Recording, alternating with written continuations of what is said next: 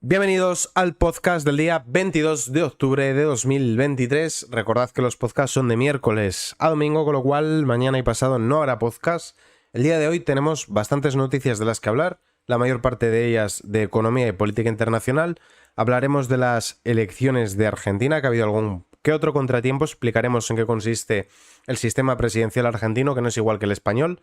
De economía veremos, entre otras cosas, que Sumar plantea sanciones para las empresas españolas, especialmente las ferroviarias, que trabajan con Israel, que hacen servicio en Israel. Hablaremos de que Bruselas ya se ha pronunciado sobre la entrada de Arabia Saudí en Telefónica. En política nacional veremos el lío que hay montado en el Partido Popular de Asturias. Siguiendo con Asturias, la princesa de Asturias, hablaremos de que Esquerra, Bildu, Junts y otros partidos han dejado tirada a Leonor en la jura de la Constitución. Hablaremos también de la crisis migratoria que tenemos en Canarias, entre otras muchas noticias. En total son 17. Hablaremos también de la policía, que Marlaska les tiene sin chalecos antibalas. Y en la efeméride de hoy hablaremos del que para mí ha sido uno de los mejores papas, si no el mejor, que es Juan Pablo II. Hablaremos en las efemérides de hoy de él. La Iglesia Católica celebra hoy la festividad de San Juan Pablo II, Papa Universal del Cambio de Milenio. Este santo fue maestro de esperanza en tiempos convulsos. Venerado por los fieles católicos y admirado por millones de personas, su vida deja 5 lecciones que todos, y especialmente los ateos, deberíamos tener en cuenta. Wojtyła nació en 1920 cerca de Cracovia. En sus primeros años de vida experimentó la pérdida de su madre y sus 2 hermanos. El joven Wojtyła vivió su infancia en la compañía de su padre, con quien siempre estuvo muy unido. Fue él quien le transmitió la fe y el aprendizaje de la paternidad cariñosa que años más tarde tendría con la Iglesia. El sucesor de Pedro trabajó primero en una mina mientras celebraba sus semanas participando en un grupo de teatro. Amante de la cultura y del deporte, descubrió su vocación en las lecturas y en la naturaleza. Primero sacerdote en Polonia, después estudiante romano y poco tiempo más tarde obispo auxiliar de Cracovia. Su inquietud intelectual le llevó a desempeñar un papel fundamental en el Concilio Vaticano II.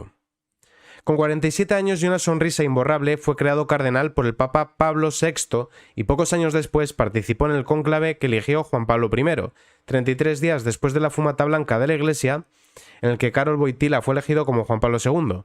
Ya desde la sede petrina, aquel joven polaco tímido pero audaz dejó al mundo un legado digno de ser recordado: la virtud de la alegría. San Juan Pablo II fue el Papa de la Alegría. Su carisma arrollador, manifestado a veces con un torrente de voz y otras con una media sonrisa, era una lección para todos nosotros. Firmeza ante el comunismo. San Juan Pablo II desempeñó su papel significativo en la caída del comunismo en Europa del Este. Con la conciencia de un polaco, su firme oposición al comunismo se manifestó en el apoyo de la Iglesia a los movimientos democráticos, y sus visitas a Polonia natal inspiraron a la resistencia de muchos opositores. Apertura a todos, San Juan Pablo II hizo honor al título que Dios le concedió.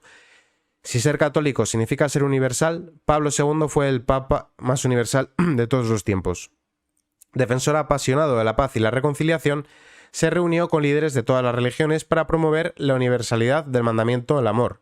Amigo de Dios, Pablo II tuvo la fortuna de llevar a los altares a sus amigos. Durante su papado canonizó un gran número de santos, convencido del ejemplo que todos ellos serían para la Iglesia. Pozo intelectual, San Juan Pablo II escribió numerosas encíclicas sobre la doctrina moral y social de la Iglesia. El primer papa de la modernidad sugirió en documentos como Evangelium Vitae o Fides et Ratio la línea que seguiría la Iglesia en el nuevo siglo. Capaz de la reflexión profunda y también del lenguaje claro, algunas de sus frases aún resuenan en el seno de la Iglesia. No tengan miedo, la libertad consiste no en hacer lo que queremos, sino en tener el derecho de hacer lo que debemos. La cultura del amor debe reemplazar la cultura del poder, y su tradicional no se olviden de rezar por mí. Desde el cielo sabe que no nos olvidamos.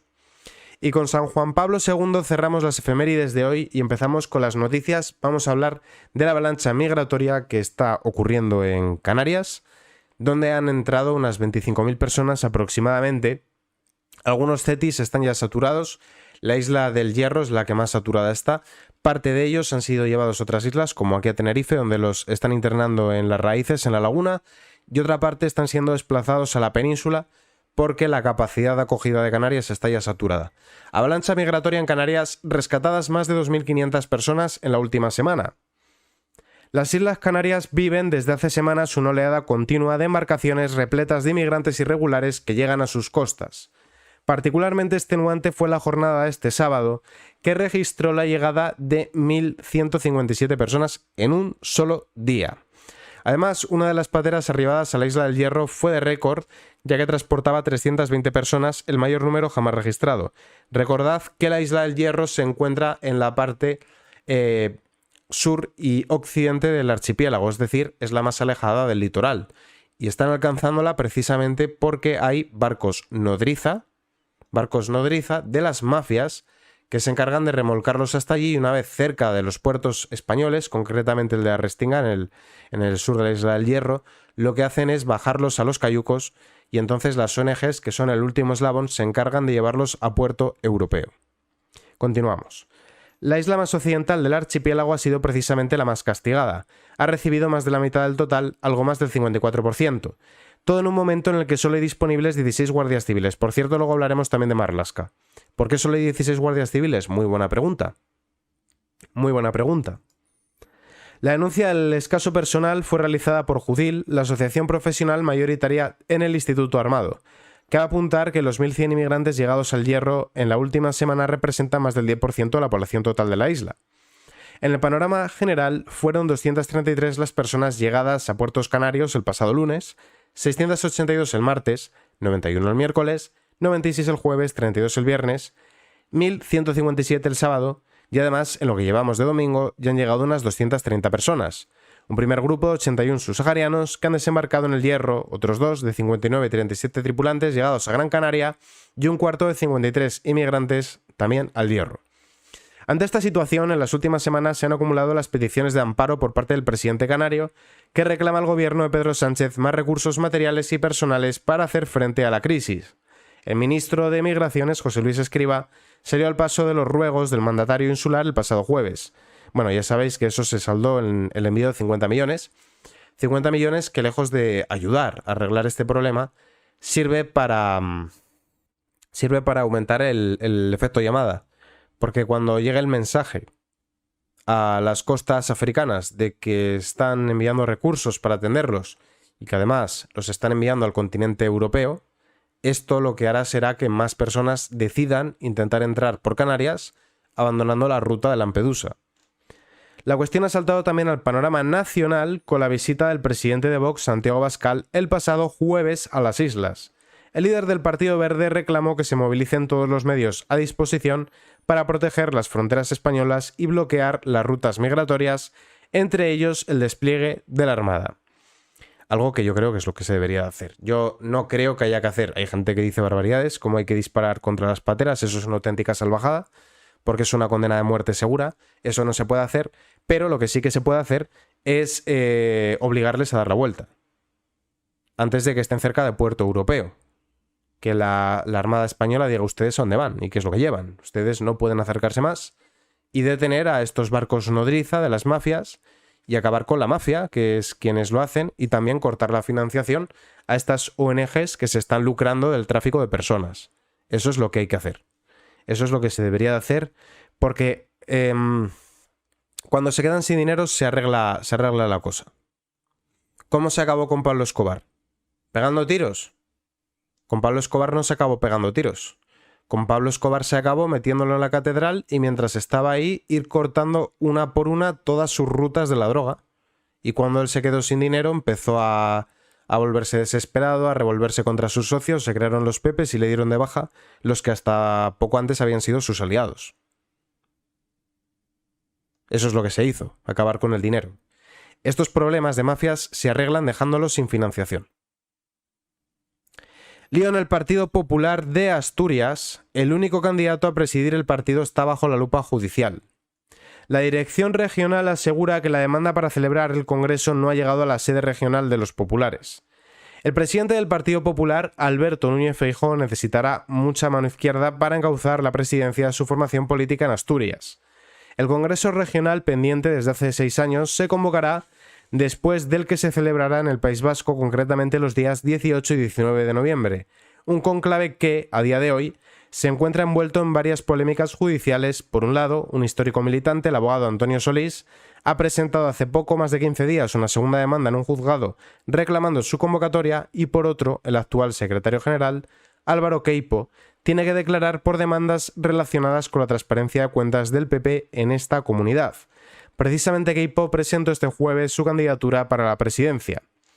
La Dirección Nacional se ha empeñado en poner fin a una historia de traiciones y contratraiciones, como así se lo señalan a The Objective fuentes populares en el seno de la formación asturiana, que ha lastrado la situación interna de un partido tras la decisión de Álvarez Cascos y la creación de Foro Asturias.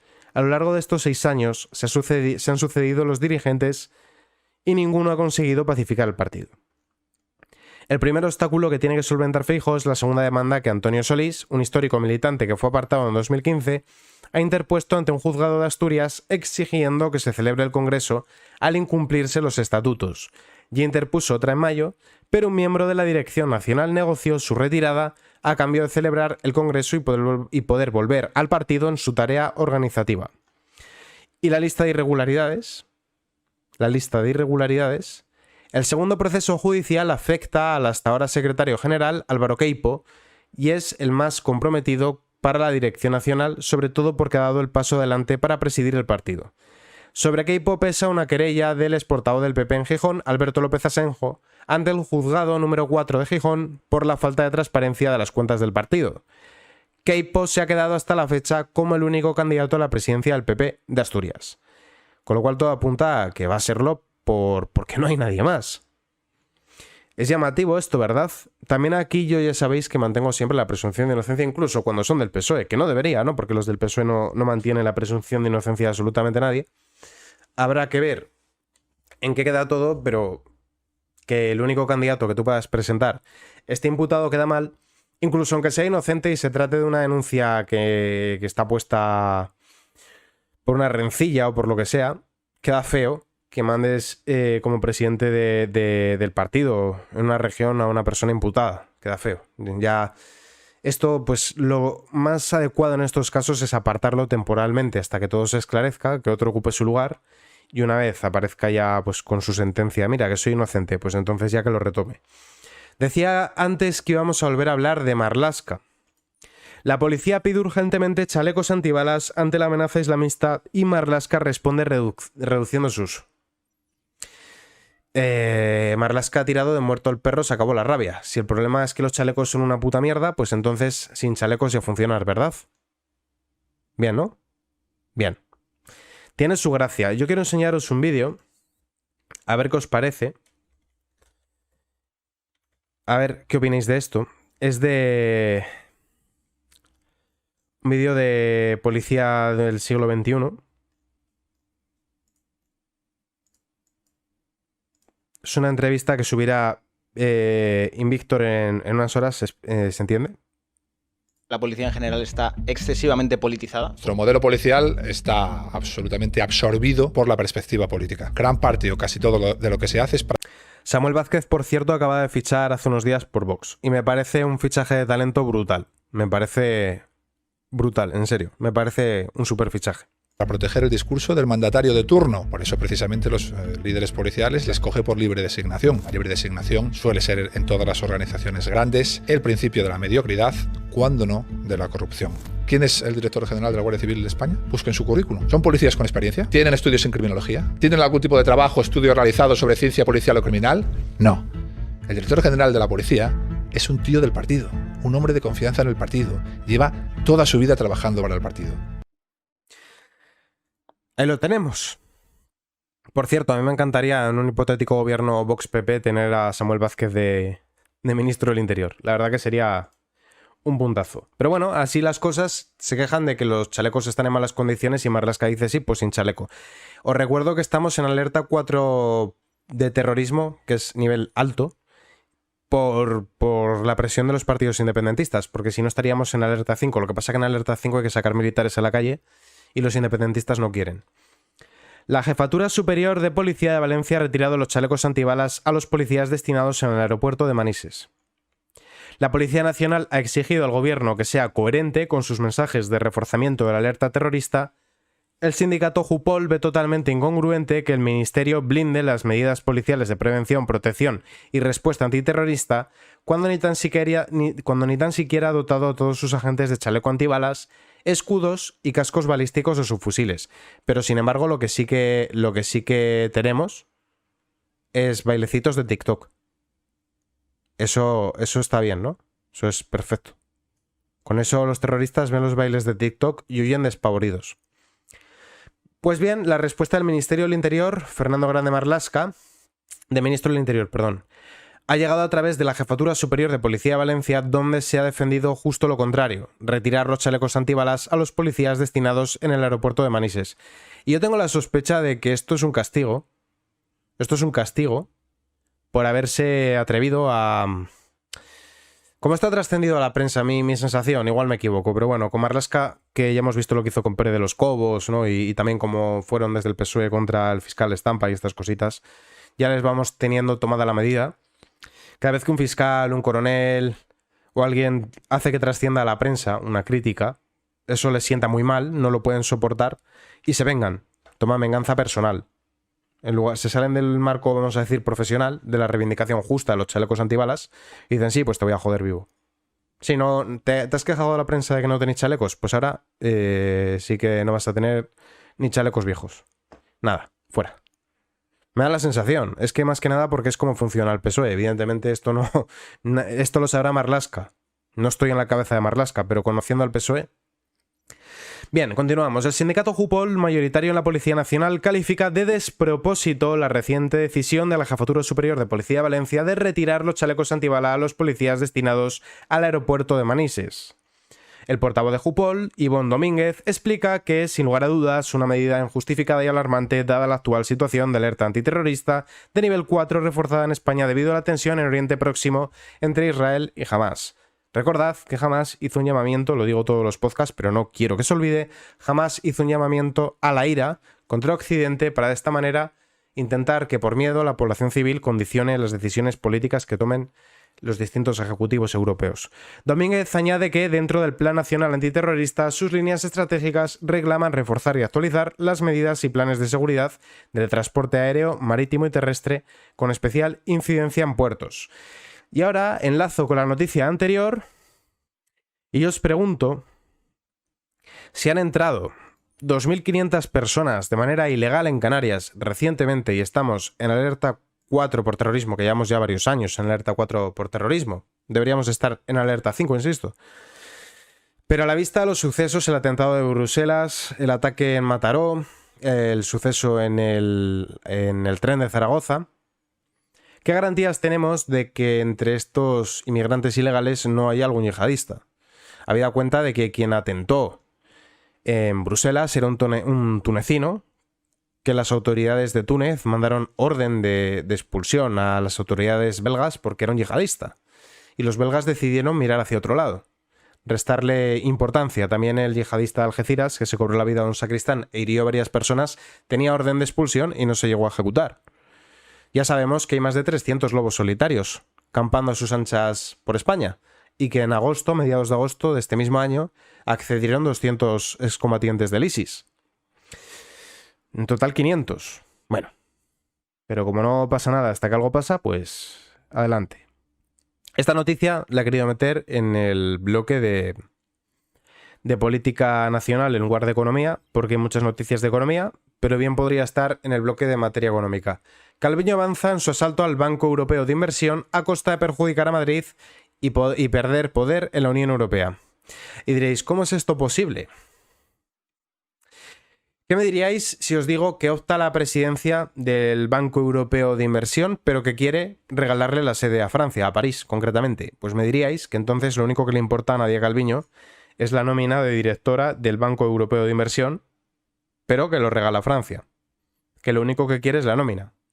Y yo os diría, bingo, es exactamente eso. Es exacta y justamente eso. Es eso, no otra cosa. No otra cosa. Ya busca cómodo después de haber colocado a su marido, después de haber colocado a su hijo, después de haberle dado una subvención de 1 millón de euros a la empresa de su marido, después de haber permitido que la empresa de su marido entregue los fondos Next Generation que ella había traído, a pesar de que tenía un pufo con Hacienda que casualmente era la misma cantidad, ¿no? que lo que le dieron en subvención, un pufo de 1 millón, lo cual inhabilitaba a la empresa del marido. Pero bueno, no pensemos mal, el PSOE hizo una moción de censura contra la corrupción, ¿no? El PSOE nunca nos haría eso. O sí, como veremos luego. La elección a la presidencia del Banco Europeo de Inversiones sigue pendiente y aunque el proceso parece estancado, en los últimos días se han producido avances a favor de Nadia Calviño a costa de espacios de poder de España en la Unión Europea. Francia y Alemania ya se inclinan por avalar a la vicepresidenta española en funciones, lejos del rechazo que dejaban entrever en septiembre. Desde el 11 de agosto, España anunciará que presentaba la candidatura de Calviño al Banco Europeo de Inversión, puesto para el que ella misma se descartó en junio. Se sigue un juego de nervios y negociaciones. Sin embargo, España ya ha perdido un puesto clave en el Banco Central Europeo que ha ganado Alemania.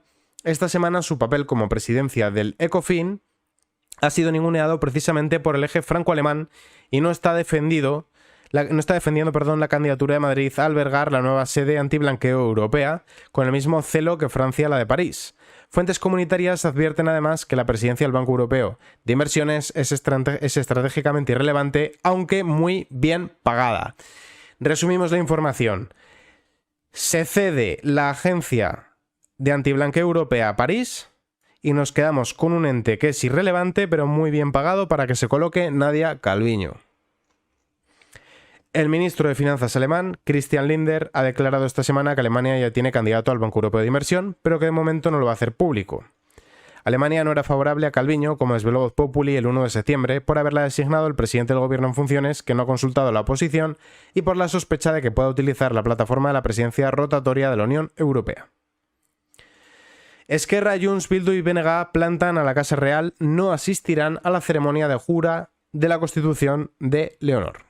Las 4 formaciones han confirmado que no tendrán ningún miembro durante el acto para mostrarse en contra de la corona. Y yo aprovecho para apuntar que ninguno de los líderes de estos partidos se ha reunido con el rey para mostrar su apoyo a la sesión de investidura de Pedro Sánchez. Con lo cual realmente la sesión de investidura va a tener lugar porque de alguna manera le habrá podido demostrar Pedro Sánchez que cuenta con estos apoyos. Pero realmente es que perfectamente se podían haber convocado, porque los únicos que se han reunido con el rey han sido PNV, que según tengo entendido no le dijo ni que sí ni que no, y Sumar, que de aquella estaban todavía negociando y puliendo con el PSOE. Con lo cual, realmente Pedro Sánchez, si bien sabemos que a la hora de la verdad sí le van a apoyar porque les dará todo lo que le pidan, con tal de mantenerse en la Moncloa, realmente los apoyos no los tiene, de facto. O sea, no... Esquerra Republicana, Junts, Bildu y el Bloque Nacionalista Gallego ya han decidido que no enviarán a ningún representante a la ceremonia de jura de la Constitución de la princesa Leonor. Los independentistas catalanes, vascos y los nacionalistas gallegos no suelen participar en actos relacionados con el jefe de Estado. Y en esta ocasión no iba a ser diferente, según confirmaron a Europa Press fuentes de estos partidos. Institución caduca. Los republicanos catalanes justifican su plante al considerar que la monarquía española es una institución caduca y corrupta que, a su juicio, debería desaparecer. Razones similares aduce Bildu. Esto es un debate que es bastante absurdo realmente, ¿no? Porque alguien podría decir, la monarquía es algo que es rancio, anclado en el pasado, es propio de países pobres, mira Marruecos. Pero yo también te puedo decir que la república es propia de países como Venezuela. Es que hay repúblicas que están muy bien y hay monarquías que están muy bien. Mirad el grado de bienestar que tienen, por ejemplo, en el Reino Unido. Es un país que es próspero. Es un país que está muy bien organizado. Claro que va a haber monarquías que funcionan mal y repúblicas que funcionan mal. Realmente lo que se dirime es quién va a ser el jefe de Estado, que tiene un rol más bien representativo. Si es que te da igual, porque a efectos prácticos es simplemente una especie de embajador del país ante el mundo. Ya está. Es el jefe de Estado que tiene un rol simbólico y si eres un país mínimamente democrático, sus actos van a estar refrendados por el Congreso, pero independientemente de que sea una república o de que sea una monarquía. Es más, las repúblicas tienden a ser bastante más caras. Aquí se hace así, ¿por qué? Pues por una cuestión de tradición, por una cuestión histórica, porque se entiende que el rey simboliza la unión nacional y punto, ya está. Es que tampoco tiene mayor relevancia. No entiendo el debate. Si lo quieren zanjar de alguna manera, de igual forma que cuando haces la declaración de la renta, tú puedes marcar la casilla de la iglesia o no marcarla, pues podían poner eso, ¿no? Que si tú quieres financiar la monarquía, pues cuando haces la declaración, que te lo quiten de otro lado y puedas marcar la monarquía, y punto. Pero esto simplemente es meter un debate estéril que no está en la lista de prioridades de los españoles, y lo que se esconde detrás, lo que subyace realmente es el poder hacer una constitución nueva. Porque el título de la corona es el título 2. Para cambiar el título 2, lo que hay que hacer es convocar Cortes Constituyentes, que redacten una constitución nueva, que se convoquen otra vez elecciones, que el resultado de las urnas refrende esa nueva constitución y luego presentársela al pueblo y vía referéndum que la apoyen, la constitución nueva. Un proceso farragoso, tedioso y que serviría para que los políticos que tenemos ahora hagan una constitución nueva, que ya os podéis imaginar lo que saldría de ahí. España se constituye como un Estado plurinacional, feminista, ecologista, ambientalista, pro-LGTB, de teoría crítica de la raza y todas esas cosas. Eso es lo que iba a salir de ahí. No otra cosa, simplemente una excusa para crear una nueva constitución, dar por finiquitado el régimen del 78 y hacer una constitución muchísimo más ideologizada. Es lo que se pretende y es lo que se busca. No otra cosa, en serio, es que no es una cuestión importante, no te afecta para llegar. No viene el rey a tu casa y te roba el microondas. Ni viene el rey a tu casa y te pega un guantazo, eso no pasa. El martes 31 de octubre el Congreso se engalanará para acoger el acto de juramento de la Carta Magna de Leonor de Borbón, día de su 18 cumpleaños. La hija mayor del rey cumplirá así con el trámite que fija el artículo 61.2 de la Constitución, y a esta ceremonia se prevé que acuda buena parte de los diputados del PSOE, del PP y de Vox. Vamos a ver ahora lo que opina Isaac Ben-Zaken, que es el presidente de la Federación de Comunidades Judías Española, sobre Yone Belarra, Podemos y Yolanda Díaz. Isaac Ben-Zaken, presidente de la Federación de Comunidades Judías de España, cree que Yone Belarra, Podemos y Yolanda Díaz fomentan el odio, la violencia y el antisemitismo. Recordad que la semana pasada se atacó la sinagoga de Melilla, como si los judíos españoles tuviesen algo que ver con Israel, más allá de la religión. Entonces está a nivel de que si Estados Unidos le tira una bomba a Irak, como en Estados Unidos supuestamente la mayoría son cristianos, pues entonces que no tiene ningún sentido, como podéis ver. Es absurdo.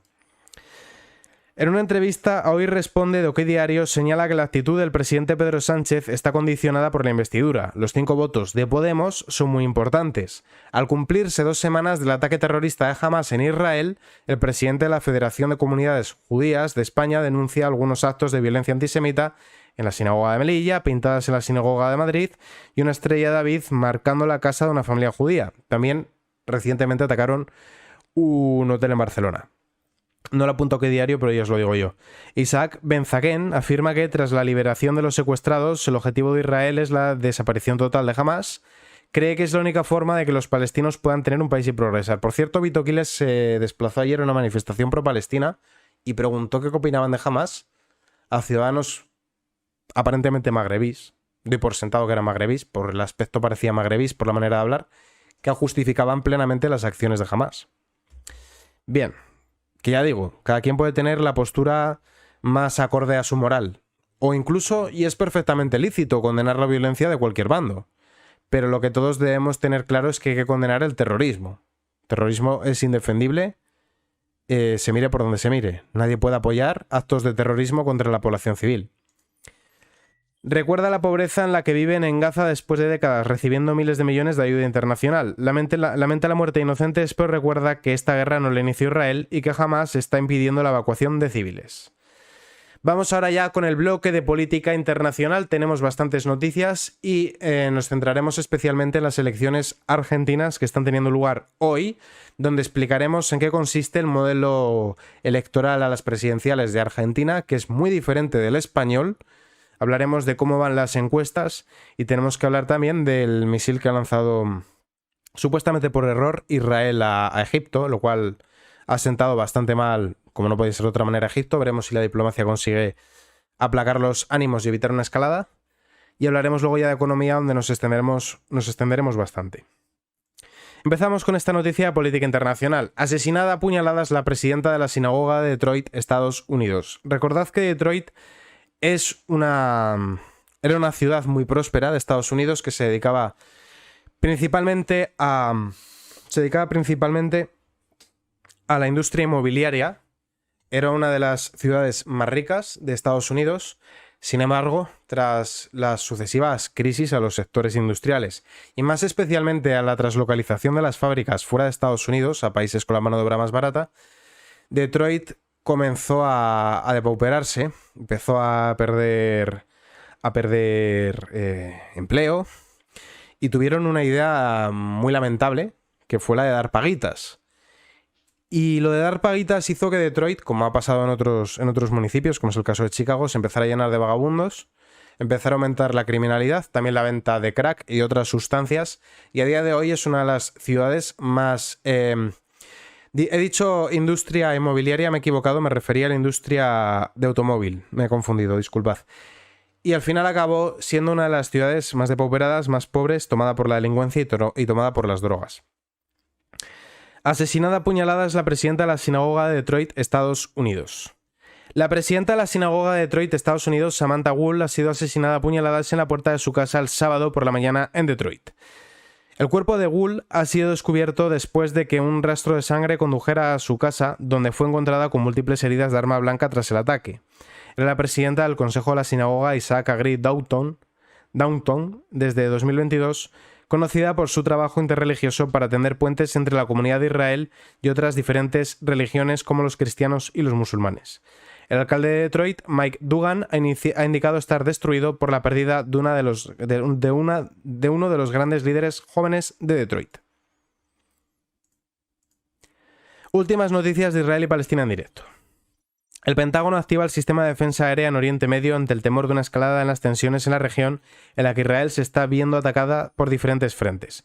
En los últimos días, Hezbollah ha intensificado los ataques, los cuales representan un mayor peligro comparado con Hamas. Recordad que Hamas está en la Franja de Gaza y que Hezbollah se encuentra en el Líbano. El secretario de Estado norteamericano Antony Blinken ha defendido este domingo la necesidad de permitir la entrada de agua en la Franja de Gaza sometida a duro asedio por Israel. El mundo quiere ver que Israel amplíe el suministro de agua a Gaza, ha declarado Blinken en un programa en la cadena NBC. Un carro de combate israelí ha disparado contra posiciones militares egipcias. Las Fuerzas Armadas israelíes han informado este miércoles de que uno de sus carros de combate ha disparado, supuestamente accidentalmente, contra un puesto militar egipcio cerca del paso fronterizo de Kerem Shalom. Un carro de combate ha disparado y impactado hace poco contra un puesto egipcio cercano a la zona fronteriza de Kerem Shalom, han indicado las Fuerzas Armadas israelíes. Las Fuerzas de Defensa de Israel quieren manifestar su pesar sobre lo ocurrido. El incidente se ha producido en la región fronteriza, en el vértice sur de la Franja de Gaza. Vamos a hablar ahora de las elecciones argentinas y vamos a iniciar con este vídeo en el que se pueden ver problemas de cara a que los argentinos ejerzan su derecho al sufragio activo. Se supone que esto es una democracia. Entonces nadie tiene problema que yo venga a la mesa 144 de que me pongan mi boleto. Sí, obvio, y es lo que venimos a hacer. Está perfecto. Está perfecto. ¿Cómo vamos a votar en blanco? Disculpen, hay chicos que están trabajando, pero la verdad me parece una falta de respeto. Ahora, vos sos que lo que hay pasado. ¿Y pero por qué me van a obligar a votar a alguien que yo no quiero? Acá funciona así. Tenés que votar. ¿Por qué van a obligar a votar a alguien que no quiero? Acá funciona así. Bien, como podemos ver, faltan boletas de Milei y sin embargo les están pidiendo que voten en blanco. Lo cual es increíble, ¿no? Pues es surrealista. Vamos a explicar cómo funciona el modelo electoral argentino. Primero tocaría, para compararlo, explicar cómo funciona el modelo electoral español. En España nosotros somos llamados a elecciones generales y votamos tanto al Congreso como al Senado, las dos cámaras parlamentarias. El Congreso de los Diputados será el que se encarga de elegir el Ejecutivo, mientras que el Senado es la Cámara de Representación Territorial. Como estaréis ya familiarizados, por una mayoría absoluta tiene que elegirse en primera vuelta quién va a ser el jefe del Ejecutivo, bien por parlamentarismo llegando a una coalición, bien porque el partido que es convocado por el rey consigue con los votos con los escaños de su propio partido tener esa representación. Serían en total 350 diputados del Congreso más 400 senadores del Senado. En el caso de Argentina no funciona así. Primero serían las PASO donde se elegirán los representantes y después pasarían a tener elecciones presidenciales que en caso de que el resultado quedara reñido se pasaría a una segunda vuelta. ¿Puede Milei con las elecciones del día de hoy, habiendo superado ya las PASO, ser investido presidente. Podría, en caso de que sacase una gran ventaja sobre Bullrich y sobre Massa. Bullrich sería la que va por Cambiemos, el partido de Macri, mientras que Massa sería el peronista, el kirchnerista, el que han presentado ahora, que es el actual ministro de Economía argentino, porque Alberto Fernández no lo quiere nadie y Cristina Fernández de Kirchner directamente es condenada y de todo porque es una corrupta y una chorra, como dicen en Argentina. Entonces, el resultado de hoy va a ser muy importante porque podría llegar a evitar el hecho de que se vaya a unas segundas en las cuales es bastante previsible que parte del voto de Bullrich, que se entiende que sería la que quedaría fuera, fuese a parar a Massa de tal manera que estaría más disputado.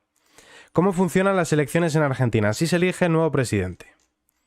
La cita con las urnas el 22 de octubre supone un despliegue de escenarios y sobre todo de cálculos que todos los pronósticos auguran que se quedará corto, generando la necesidad de una segunda vuelta. Bueno, esto sería en caso de que no hubiese una gran ventaja de Milei sobre los demás. Esto es así porque en las elecciones presidenciales argentinas para ganar en la primera vuelta se necesita obtener el 45% de los votos. No es tan descabellado como pueda parecer, ¿eh? Cuidado. Porque Bullrich, y sobre todo conforme ha ido avanzando la campaña, ha ido perdiendo bastante intención de voto. Y se ha ido polarizando bastante entre Massa y Milei. En las listas de requisitos fundamentales para coronarse ganador, al tiempo que el sistema electoral argentino establece que todos los ciudadanos de entre 18 y 70 están obligados a votar y el sufragio es obligatorio. Así van las encuestas. Tal y como reflejan los datos del Centro Estratégico Latinoamericano de Geopolítica, Javier Milei reúne al menos un 33% de intención de voto, seguido por Massa con un 32% y a más distancia Bullrich con solo el 28,1%. Como digo, se ha ido descolgando progresivamente conforme han ido pasando los días. Entre otras cosas porque ha ido repescando a gente que le disputó el partido, como la red, bueno, una serie de cuestiones absurdas que solo se pueden dar en un país hispano. Esas cosas solo ocurren en países como Argentina, Venezuela o Españita, porque en Españita también tenemos cosas de estas. Otras posibles para proclamarse ganador de las elecciones. Otra posibilidad más lejana es que en estas elecciones alguien consiga un candidato que saque más del 40%. Alberto Fernández pide a los argentinos que voten. Estamos decidiendo el futuro. El presidente saliente de Argentina, Alberto Fernández, ha instado a la población a votar y que se expresen en las elecciones generales que se celebren este domingo. Alberto Fernández ha votado poco después de las 9:30 en la Universidad Católica Argentina, en el barrio Puerto Madero. El mandatario ha sido preguntado por los medios de comunicación por si se retirará de la política después del 10 de diciembre, fecha prevista del traspaso de poderes, a lo que este ha contestado que eso no importa. O sea, sé que no, que él va a seguir trincando de lo público todo lo que puede y más. Que es que, pudiendo vivir de la política, qué pereza buscarse empleo, ¿no? Qué fastidio. Vinimos a votar como corresponde. Estamos en el 40º año de la democracia, con lo cual es un día particularmente importante. Los argentinos estamos decidiendo el futuro. Invito a todos los argentinos a votar y a que se expresen. Solo digo que seguí muy de cerca toda la campaña, absolutamente involucrado e interesado en cómo evoluciona. Me parece que hicimos todo para que este proceso se desarrolle en paz, con tranquilidad, que cada uno se pueda expresar. Milei y el oasis de la libertad en medio del cerco socialista en la iberosfera. Este domingo Argentina elige nuevo presidente. La campaña electoral, que podría ser una más del montón, ha destacado por la presidenta el candidato de la Libertad Avanza, Javier Milei, a quien sus formas de presentarse en público lo han transformado en un rockstar en medio de su carrera hacia la Casa Rosada. Milei, un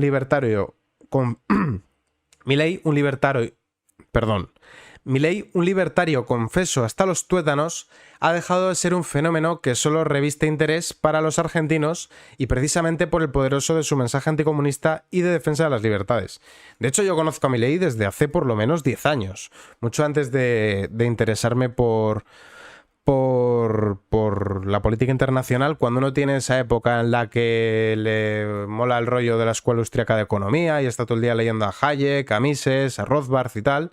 Esa etapa que yo creo que casi todas las personas de derechas hemos atravesado en algún momento, que parece que es como un guantazo de realidad y que te quitan una venda, que de repente descubres el pensamiento libertario y tal, y lees La rebelión del Atlas, el objetivismo y tal. Luego ya con el tiempo le vas sacando también, pues vas diciendo, bueno, esto también tiene bastante pensamiento Alicia, igual que el marxismo, y vas yéndote más a lo pragmático, ¿no? Pero yo recuerdo que ya en aquel entonces Milei se viralizaba bastante por Facebook. No solo Milei, también Huerta de Soto, el profesor Bastos, Axel Kaiser, Gloria Álvarez, de aquella antes de que se volviese Bueno, tampoco voy a meterme con Gloria Álvarez, pero antes de que le diese ese ramalazo el Libertarian, y Milei la verdad que ya en aquel entonces era bastante conocido y bastante famoso.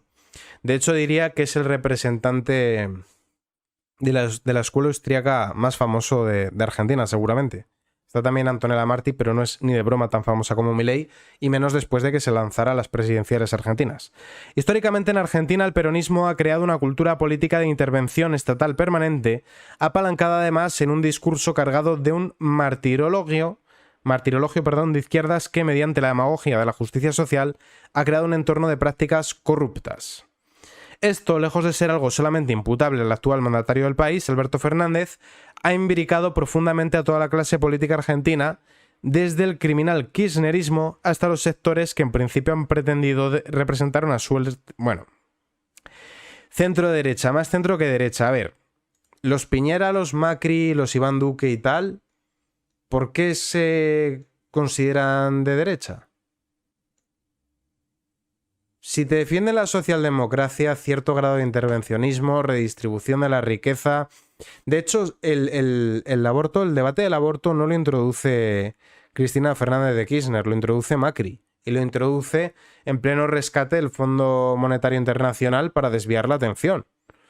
Esa fue una época en la cual la aprobación que tenía Macri estaba por los suelos. Y dice, a ver, ¿con qué mantengo entretenida a la gente para que no piense en la cuestión económica? Pues vamos a ponerles a discutir sobre si derecho al aborto o no derecho al aborto. Y ya tuvo a todos los argentinos ahí, entretenidos, haciendo manifestaciones. La ola celeste, la ola verde, tal cual, enfrentados, peleados. Y con eso evitó que se hablara de economía. Eso lo hizo Macri, no lo hizo Cristina Fernández de Kirchner. Cuando Milei arremete contra la casta, reacciona contra todo aquello. Pero yendo más allá, la importancia del candidato no se reduce solamente al plano local. A fin de cuentas, el kirchnerismo no es más que la expresión argentina de la izquierda criminal. En este sentido, nada tan peligroso para ese izquierdismo como la aparición en uno de los países más importantes de la región de un hombre que reivindica todo lo contrario a lo que ellos practican día a día. Sí, de hecho es que lo de Argentina es triste, porque yo creo que los españoles todavía tenemos en mente, aun con los años que han pasado, cuando pensamos en Argentina, en ese país al que emigró la gente en la posguerra, y en ese país al que fue algún familiar e hizo fortuna, y en ese país que nos rescató enviándonos barcos y barcos y barcos de carne y de trigo. ¿No? Argentina, aquel país como aquella economía boyante que funciona como un hermano mayor al que imitar dentro de ese marco hispano, ¿no? Como el hispano al que le ha ido bien, mientras España estaba devastada por la guerra. Yo creo que esa era la mentalidad que más o menos se tenía en España de lo que es Argentina. Y es de aquí que conforme han ido pasando los años, ahora son los argentinos los que migran a España. Grave error, porque España sigue los pasos de Argentina, eso es evidente. Pero es curioso cómo en el país de la carne no hay carne, aunque bueno, también en el país del petróleo no hay petróleo. Y aquí en España, el país del aceite de oliva, pues ya vemos los precios. La evidencia está allí, el candidato libertario repudia todo lo que huela a chavismo, kirchnerismo, lulismo, correísmo, castrismo y sandinismo. Todo esto se puede decir en socialismo. Creo que cometemos un error cuando hablamos cuando hablamos de chavismo y todas estas cosas, o sanchismo, y le ponemos etiquetas y apellidos, cometemos un error. Porque entonces damos pie a que digan, eso no era verdadero socialismo. Y esto es un debate que tienen los socialistas, es decir, no es que el error de Stalin es que, al contrario de lo que pretendía hacer Trotsky, que era la revolución permanente, él hizo una especie de capitalismo de Estado, hizo la revolución de un único país, y por eso no funcionó, porque estaba la competencia desleal de los otros países, y eso fue lo que salió mal. No, lo que pasó con el stalinismo es que, como todo régimen socialista, no tenía una base lógica para distribuir los bienes. Entonces no sabían lo que producir porque no se podían anticipar a la demanda de la población. Por no hablar de que al desincentivar el interés de lucro, de que tú ganes dinero, la gente no quería trabajar. ¿Por qué vas a querer trabajar si no ganas nada? Por el bien común. ¿Y qué es el bien común? ¿Que el burócrata viva de puta madre y tú estés tirado ahí en una casa de hormigón? Por eso no funcionó. No porque había que hacer lo que dijese Trotsky. De hecho, si se hiciese lo que dijo Trotsky, la Unión Soviética hubiese sido un estado militar, expansionista. Porque ¿cómo llevas la revolución a países que no lo quieren? Invadiéndolos. Y hubiese sido un estado absolutamente depredador como Atila el Uno Entonces, no caigamos en el error de ponerle etiquetas. El socialismo no funciona porque ningún político va a poder anticipar jamás la demanda. Esto lo explicó Mises a mediados del siglo pasado. Es imposible, no se puede. ¿Qué pasa si una empresa se equivoca y produce algo que la gente no quiere? Que esa empresa quiebra, otra ocupa su lugar y no repercute en un mal para la sociedad. ¿Qué pasa si el Estado hace una gran inversión? Bueno, ayer veíamos que Correos acumulaba pérdidas de 1.100 millones. ¿Qué pasa cuando una empresa pública tiene pérdidas? Que tienes que seguir subiendo los impuestos, inyectar más dinero público, más pérdidas, más pérdidas, más pérdidas. Lo que hay. El valor de Milei deja de ser local, pues, pese a que es de reconocer que su propuesta radicalmente libertaria emerge en una sociedad con tantos atavismos de izquierda, los alcances de la misma son verdaderamente regionales. La amnistía eximirá de devolver 10 millones malversados y obligará a reembolsar las fianzas. Hablamos ya de materia económica. En total van a ser 5 noticias. La amnistía puede suponer un quebranto para las arcas públicas. Concederla a los investigados por el procés obligaría a devolver las fianzas depositadas de los juzgados. O dicho de otra manera, han robado 10 millones, se les estaba juzgando, han tenido que pagar una fianza y habrá que devolver la fianza por haber robado 10 millones. Y como una amnistía no es lo mismo que un indulto, porque una amnistía consiste en un olvido, en esto no ha ocurrido, no ha pasado, no ha sucedido, no ocurrió y por lo tanto no tienen por qué devolverlo. Eximirles de cualquier ilícito penal también impediría que el Estado recupere otros 10 millones que se habrían malversado para celebrar las consultas ilegales.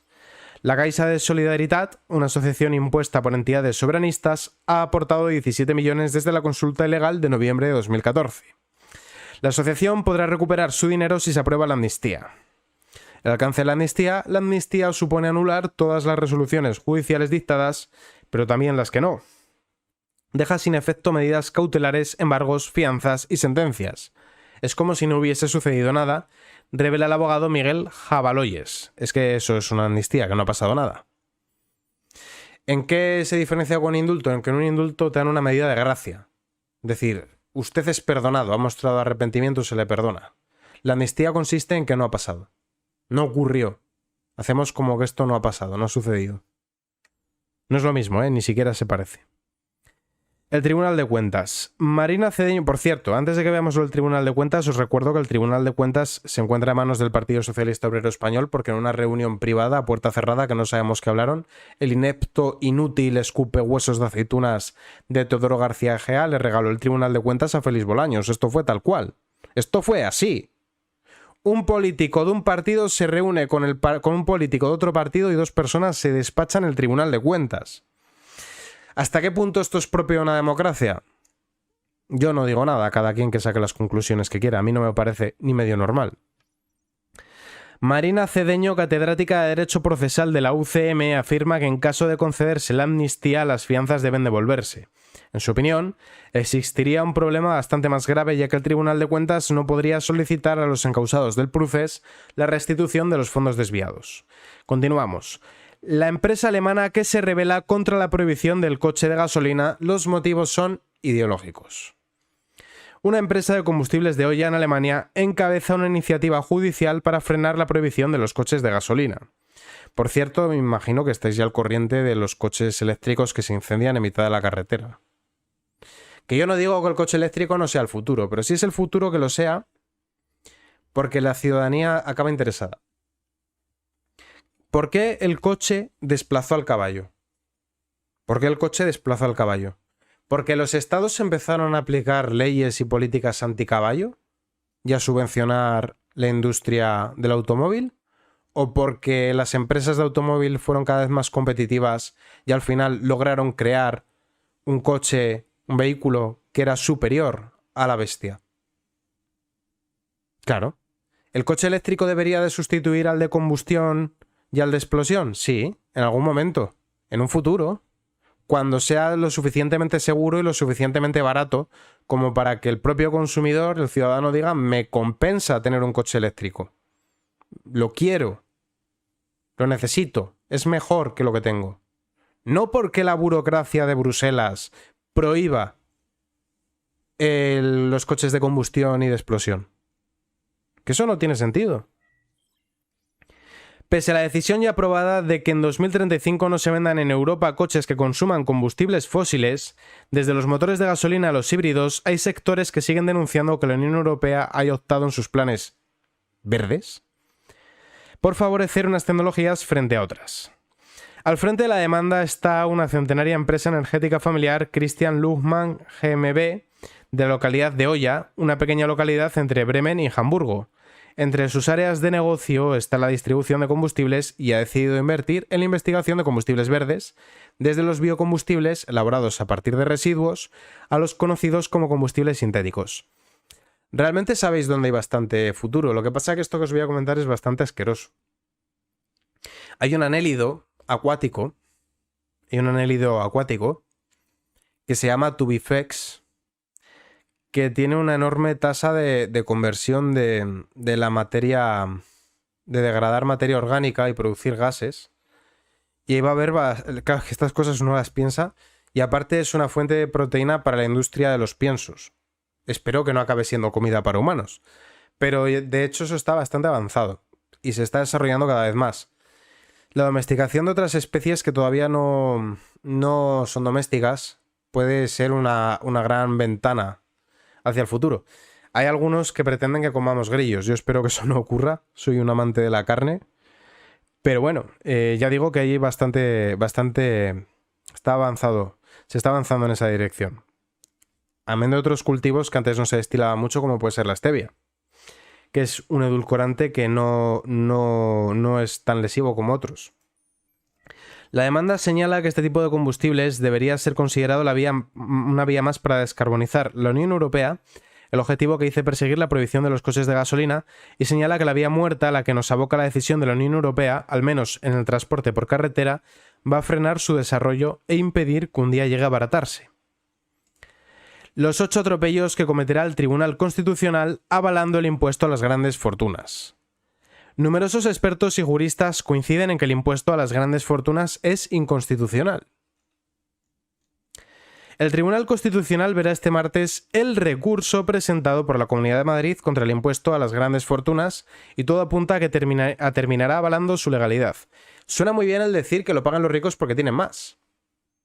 Podría tener sentido, ¿verdad? Que lo paguen los ricos.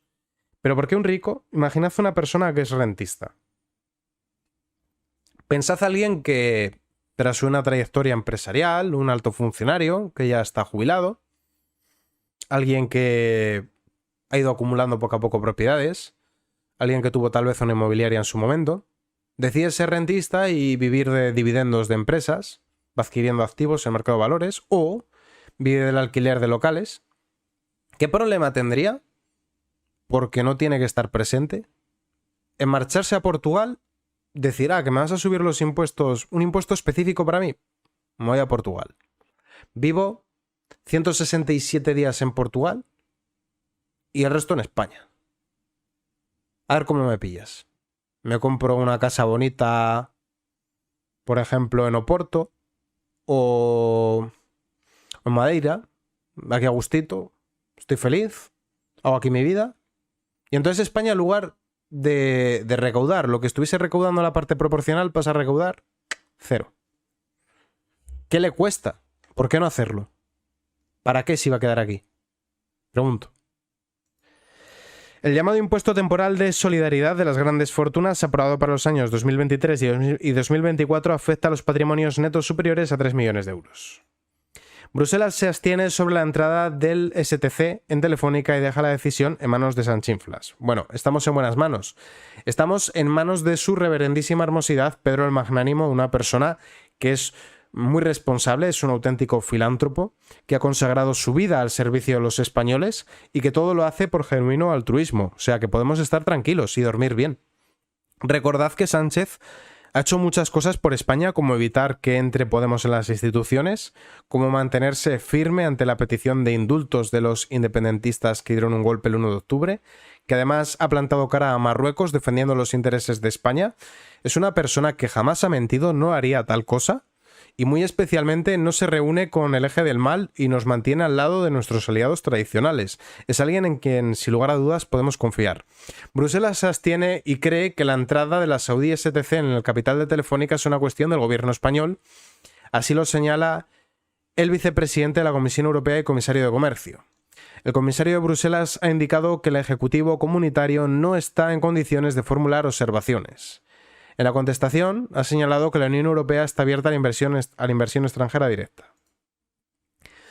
Sumar presiona al gobierno para llevar ante la Fiscalía a 4 empresas ferroviarias por sus negocios con Israel. El diputado Enrique Santiago registra una iniciativa en el Congreso sobre las actividades empresariales suscritas por compañías españolas con Israel. Es decir, hacerle un boicot económico a Israel. Las empresas más potentes son las del SP500, con sede en el Wall Street. Y los CEOs de la mayor parte de estas empresas son judíos, con intereses fuertes en Israel. El volumen de dinero que manejan muchas de estas empresas es superior al PIB de un país. Amazon vale más que, por ejemplo, Bolivia. El hacer estas cosas, yo no sé si creen que no va a tener ningún tipo de consecuencia, si piensan que todo esto luego pelillos a la mar, que no pasa nada por hacer esto, no va a repercutir de ninguna manera negativa a España. No sé si se creen que esto sale gratis. Las consecuencias no las sufrirán ellos, eso está claro. Las consecuencias las sufriremos nosotros. El secretario general del Partido Comunista Español y diputado de Sumar, Enrique Santiago, ha registrado una iniciativa en el Congreso de los Diputados.